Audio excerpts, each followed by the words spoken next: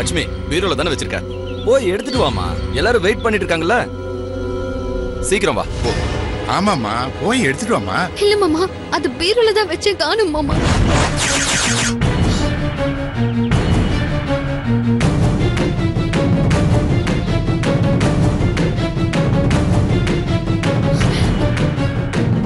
என்ன லட்சுமி, நகையை காணும்னு பொறுப்பு இல்லாம பதில் சொல்ற? இதுக்குதான் அவசரப்பட்டு சாவி குத்த வாங்கினியா?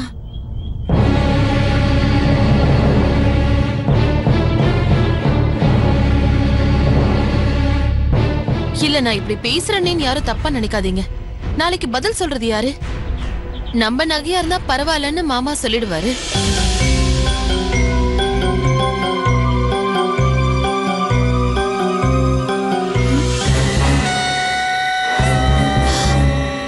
லட்சுமி, மாமாவை பார்த்தா கோவப்படுற மாதிரி இருக்கு. ஏன் தான் இப்படி பொறுப்பு இல்லாம இருக்கியோ தெரியல லட்சுமி. லட்சுமி, நல்லா யோசிச்சு பாரு. நகை பீரோல தானே வச்ச? ஆமா மாமா, அங்கதான் மாமா வச்சேன். ஆனா இப்போ லட்சுமிமா, உங்களை நம்பிதான் பேங்க் லாக்கர்ல கூட வைக்காம அம்மன் நகைங்களை உங்ககிட்ட கொடுத்தோம்.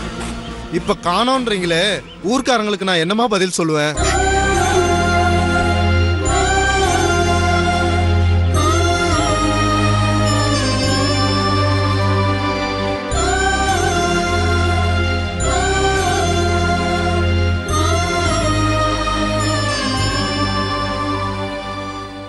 செல்லியம்மா, நீதாமா உன் நகையை கண்டுபிடிச்சு தரணும்.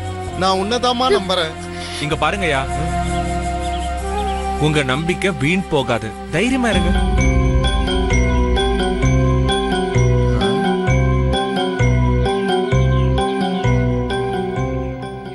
லக்ஷ்மி, என்ன லக்ஷ்மி, அம்மன் நகை காணோன்னு உடனே பதட்டம் ஆயிட்டியா? பின்ன என்னங்க, நகை நான் தானே வச்ச பீரோல இருந்து இப்ப காணோம். இரு இரு, ஏன் பதட்டப்படுற? நீ எதுக்கும் கவலைப்படாத, நகை பத்திரமா இருக்கு.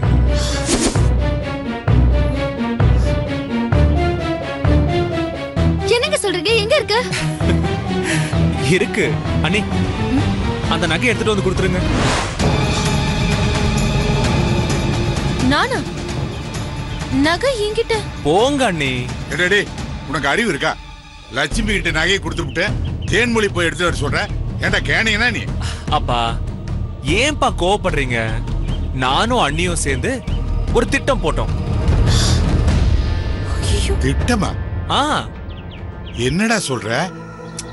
அப்பா, அண்ணி என்ன சொன்னாங்க தெரியுமா?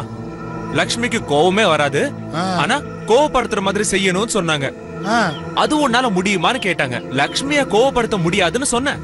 அண்ணி முடியும்னு சொன்னாங்க. அதான் நாங்க சின்னதா ஒரு பந்தயம் கட்டணும். ஆனா இப்போ அண்ணி சொன்ன மாதிரி லக்ஷ்மி கோவக்காரியா மட்டும் இல்லாம பதட்டமும் ஆயிட்டா.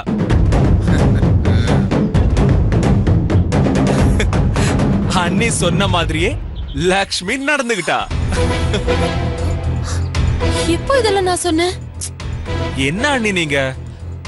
அதான் எல்லாருக்கும் உண்மை தெரிஞ்சு போச்சுல. போங்க அண்ணி, போய் நகை எடுத்துட்டு வாங்க. போங்க போங்க போங்க. ஏண்டா டேய், நீயும் தேனும் சேர்ந்துதான் இப்படி எல்லாம் பண்ணீங்களா? பாரா, லட்சுமி பாவம் பதட்டமாய் போய் நிக்கிறா.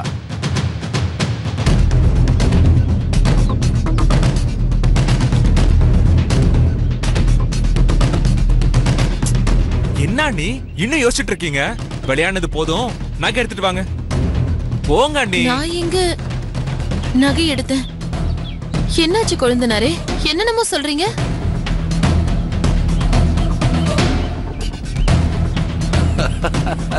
தேன்மொழி, நம்ம வெற்றி பொய் சொல்ல மாட்டான்.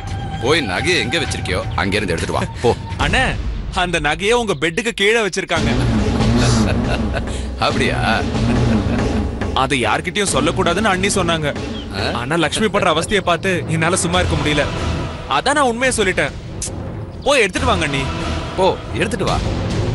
இங்க பாரு தேனு, நீ லட்சுமியை பதட்டமாக்கணும்னு நினைச்ச, அவளும் பதட்டமாயிட்டா. இந்த சவால்ல நீ தானே ஜெயிச்ச. அதனால எங்க சிரி சிரி நல்ல சிரி.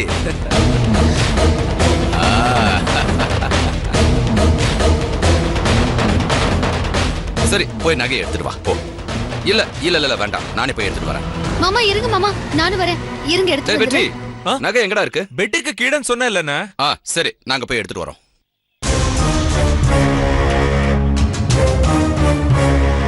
இவனுக்கு எப்படி இதெல்லாம் தெரியும்?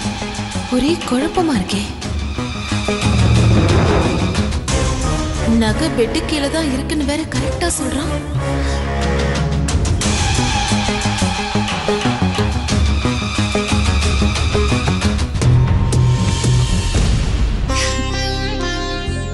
பயந்தே போயிட்டேன் மாமா. கிரீடம் அந்த டிவி கப்போர்ட்ல இருக்குண்ணே. எடுத்துட்டு வரேன்டா. லட்சுமி இருக்குமா?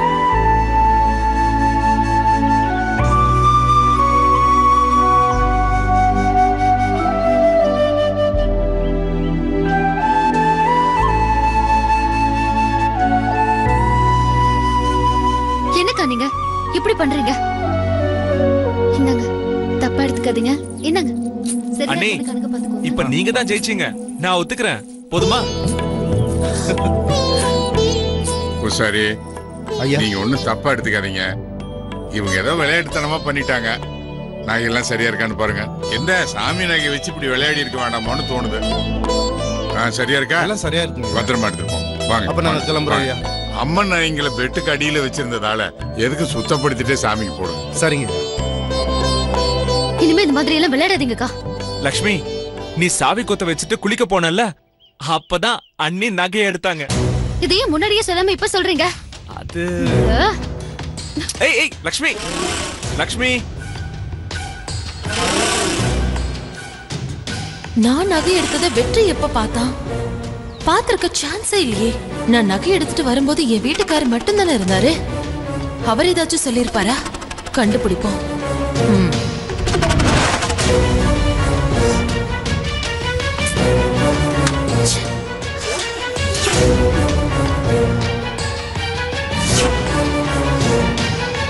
நீ சாவி கொத்த வச்சுட்டு குளிக்க போனல்ல, அப்பதான் அண்ணி நகையை எடுத்தாங்க. அண்ணி அண்ணி,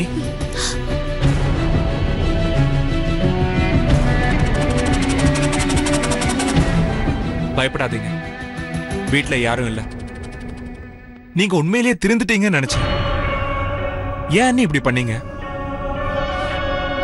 லக்ஷ்மி பாவம் அண்ணி. இந்த குடும்பத்துல இருக்கிற எல்லாரும் நல்லவங்க நம்பிதான் தைரியமா சாவி கொத்த வெளியே வச்சுட்டு போனா. சமயம் பார்த்து டக்குன்னு உங்க வேலையை காமிச்சிட்டீங்க. இது நல்லாவா இருக்கு?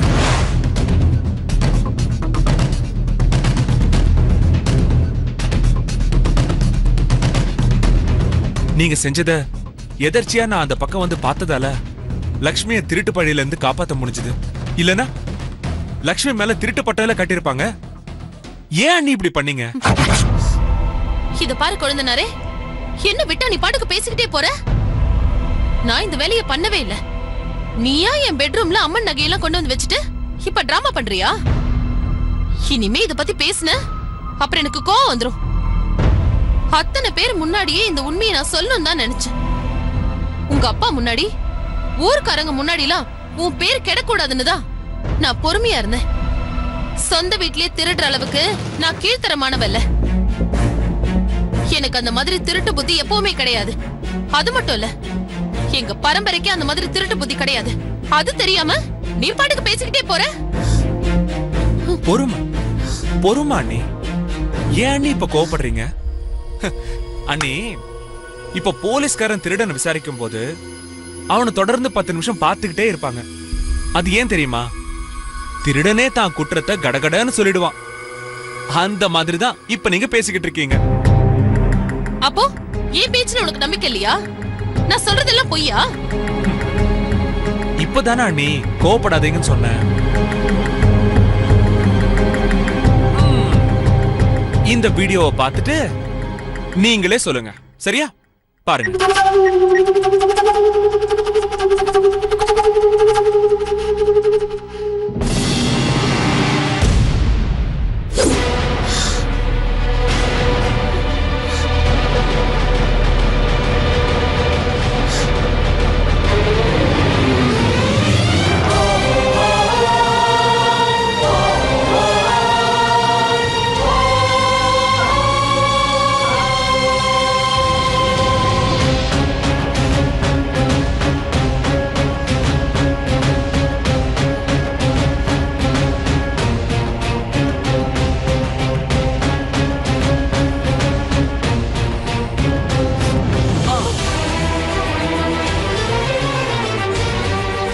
அண்ணி, இந்த வீடியோல இருக்கிறது நீங்க தானே? பயப்படாதீங்க. இத சத்தியமா நான் லக்ஷ்மி கிட்ட சொல்லல. லக்ஷ்மி கிட்ட மட்டும் இல்ல அண்ணி, வீட்ல இருக்கிற யார்கிட்டயும் நான் சொல்லல. ஏன்னா எங்க அண்ணி திருந்திட்டாங்க, தங்கம்னு எல்லாரும் நம்புறாங்க. இது வரைக்கும் நீங்க செஞ்சதெல்லாம் போதும் அண்ணி. இந்த விஷயம் லக்ஷ்மிக்கு தெரிஞ்சா உங்களை பத்தி என்ன நினைப்பா? அவ உங்க மேல பெரிய மரியாதை வச்சிருக்கா. அது அப்படியே இருக்கணும். இப்ப நீங்க செஞ்ச காரியம் ஏதோ கோவத்துல செஞ்சிருக்கீங்கன்னு போனா போகுதுன்னு விட்டுறேன். இப்ப கூட உங்க மேல எனக்கு கோவமே இல்ல அண்ணி. எங்க அண்ணன் ரொம்ப பாவம். அவருக்கு எதுவுமே தெரியாது. அவரை நினைச்சா உங்க மேல வர்ற கோவம் எல்லாம் போயிடுது. இப்ப கூட ஒண்ணும் கெட்டு போகல அண்ணி. நீங்க ஆசைப்பட்டது உங்களுக்கு கிடைக்கணும்னா லக்ஷ்மி மாதிரி இருந்து காட்டுங்க.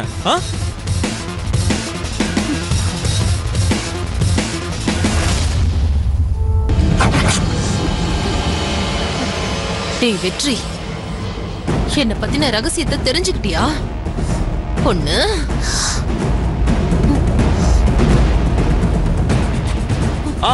அண்ணி, இத அழிக்கணுமா வேணாமாங்கிறது இனிமே நீங்க நடந்துக்கிற விதத்துல தான் இருக்கு.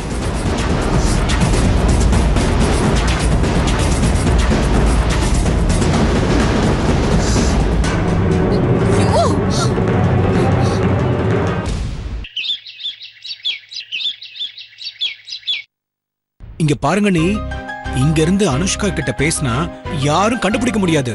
என்னடா பேசுற? இந்த வீட்ல நீ சக்திவேல் கிட்ட பேசுறது எல்லாருக்குமே தெரியும். அப்புறம் எதுக்கு ஒளிஞ்சிருந்து பேசுற? ஐயோ, பழக்க தோஷம் நீ. அது சக்திவேல் அண்ணன் கிட்ட தனியா போன்ல பேசி பேசி அப்படி பழக்கமாயிடுச்சு நீ. சரி பண்ணு.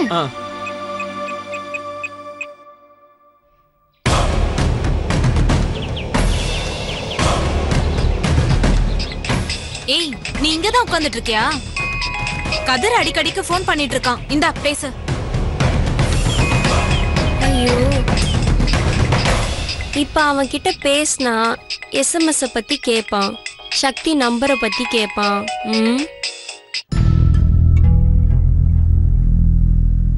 சரி, அதுக்காக இப்படியே கதிர் போன் அட்டெண்ட் பண்ணாம இருந்தா அங்க நந்தினி இருக்காளா இல்லையான்னு எப்படி நீ தெரிஞ்சுப்ப? அதுக்காகவாவது போன் அட்டெண்ட் பண்ணி எப்படியாவது பேசி சமாளிடி. சரி, ஸ்பீக்கர்ல போடு. சரி நீ. ஹலோ ஹலோ, நான் கதிர் பேசுறேங்க. சொல்லுங்க கதிர், எப்படி இருக்கீங்க? நான் நல்லா இருக்கேங்க. அன்னைக்கு ஃபோன் பண்ண, நீங்க ஃபோன் எடுக்கவே இல்ல.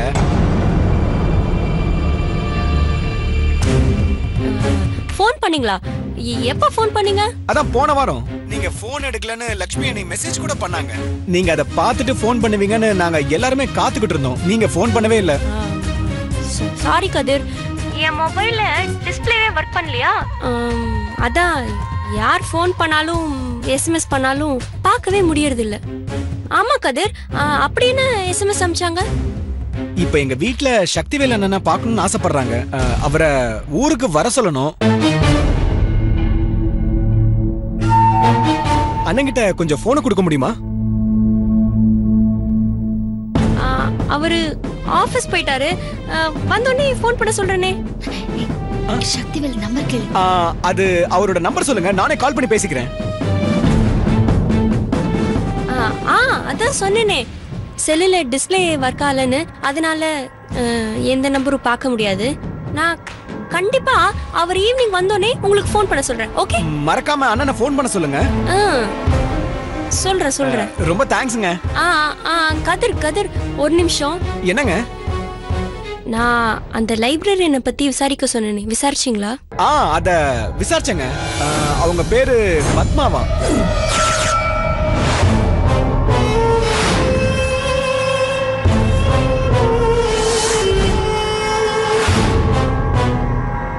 அவங்க கிணத்து கடவுல இருந்து தினமும் பஸ்ல வந்துட்டு போயிட்டு இருக்காங்க. நல்லா விசாரிச்சு தான் சொல்றீங்களா? நல்லா விசாரிச்சேங்க.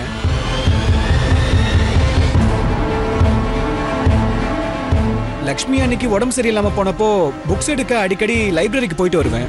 அப்பதான் அவங்கள பத்தி விசாரிச்சேங்க. ரொம்ப நல்ல பொண்ணுங்க. உங்க சொந்தக்காரங்களுக்கு வரன் பார்க்கணும்னா சொல்லுங்க, பேசி முடிச்சிடலாம். எனக்காக இவ்வளவு தூரம் மெனக்கட்டு விசாரிச்சு சொன்னதுக்கு ரொம்ப தேங்க்ஸ் கதிர். தேங்க்ஸ் எல்லாம் விட்டு தள்ளுங்க. எங்க அண்ணன் வந்த உடனே மறக்காம ஃபோன் பண்ண சொல்லுங்க, சரியா? சரிங்க. அண்ணன் ஆபீஸ்ல இருந்து வந்த உடனே ஃபோன் பண்றேன்னு சொல்லிருக்காங்க. ஏன் கதிர், இந்த பொண்ணு உண்மையிலேயே சக்திவேல் கிட்ட சொல்லுவாளா? சொல்லிடுவாங்க. நீ